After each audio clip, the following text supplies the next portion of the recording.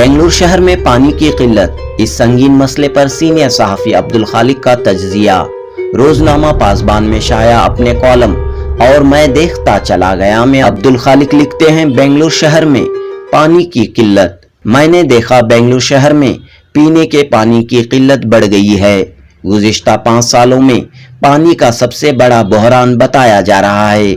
शहर के कई इलाकों में टैंकरों से पानी लेने के लिए लोग लंबी कतारों में खड़े नजर आ रहे हैं।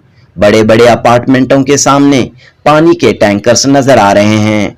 पानी की किल्लत से निपटने के लिए हुकूमत हरकत में आ गई है।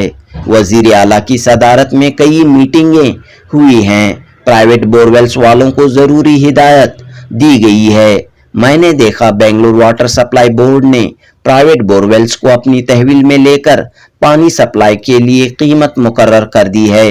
पीने के पानी को जाया न करने और गलत इस्तेमाल न करने की हिदायत दी गई है। पीने के पानी से मोटर कारें वगैरह धोने और पानी जाया करने पर फीकस 5,000 रुपये जुर्माना भी लगाया जा रहा है।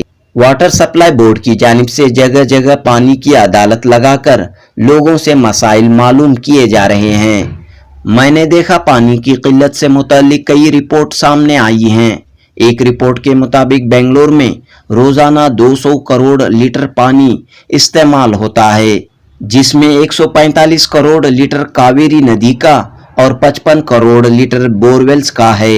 रिपोर्ट के मुताबिक 3,000 बोरवेल्स सूख गए हैं। शहर के मुजाफात में कई तालाब सूख गए हैं।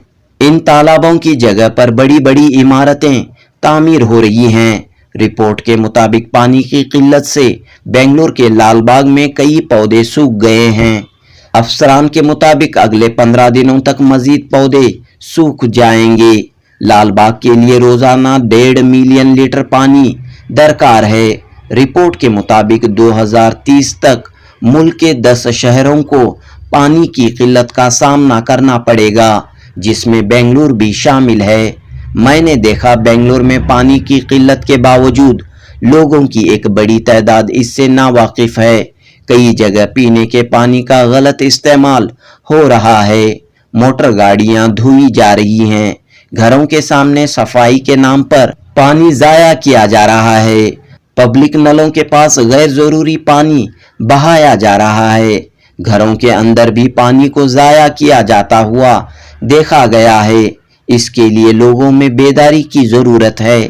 लोग एक दूसरे को इस मसले से आगाह करते हुए पानी को जाया न करने की तलकीन करें। बशुक्रिया रोजनामा पासबान सीनियर सहाफी अब्दुल खालिक, जुनूबी हिंद न्यूज़ रिपोर्ट।